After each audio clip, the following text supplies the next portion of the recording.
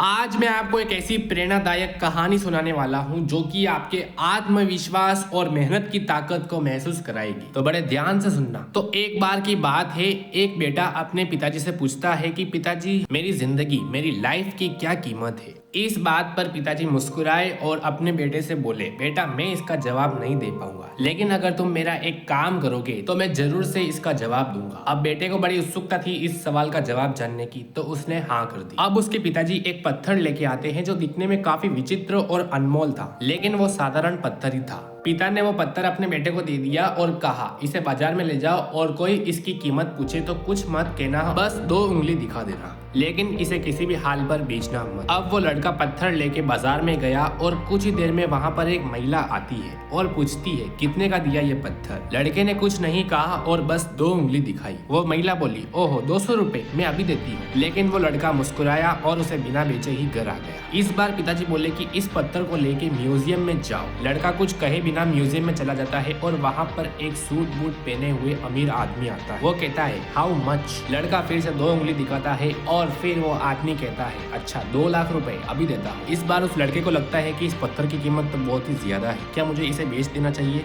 लेकिन उसके पिताजी ने साफ इनकार कर दिया था कि इसे बेचना मत। और इसी बात को ध्यान में रखते हुए वो लड़का बिना बेचे हुए उस पत्थर को फिर से लेके घर आ जाता है। इस बार उसके पिताजी वापस से कहते हैं कि इस पत्थर को लेके जाओ हीरे जवाहरात की दुकान पर। जैसे ही वो लड़का हीरे जवाहरात की दुकान पर जाता है और वहाँ खड़ा सेठ कहता है कि तुम्हें क्या चाहिए। उस लड़के ने वो पत्थर दिखाया और वो सेठ एकदम से चौंक गया। उस सेठ को लगा कि ये कोई प्राचीन या अद्भुत पत्थर है जिसकी कीमत बहुत ही ज्यादा होगी। वो सेठ कहता है, क्या तुम इसे बेचने आए हो। लड़का कहता है, जी हाँ। सेठ बोला, क्या कीमत है इसकी। लड़के ने इस बार भी 2 उंगली दिखाई और उस सेठ ने कहा, अच्छा 2 करोड़ रुपए, अभी देता हूँ। वो लड़का एकदम से विचलित हो गया, क्या उसे ये पत्थर बेचना चाहिए या नहीं बेचना चाहिए। लेकिन उसे अपने पिता की बात याद आ रही थी, इसलिए वो फिर से इस बार घर आ जाता है और अपने पिता से पूछता है कि ये वही पत्थर है, लेकिन हर जगह इसकी कीमत अलग अलग क्यों है। उसके पिताजी ने कहा कि बेटा, जिंदगी में भी कुछ ऐसा ही होता है। तुम्हारी कीमत वहाँ तय होती है जहाँ तुम्हारी कद्र की जाती है।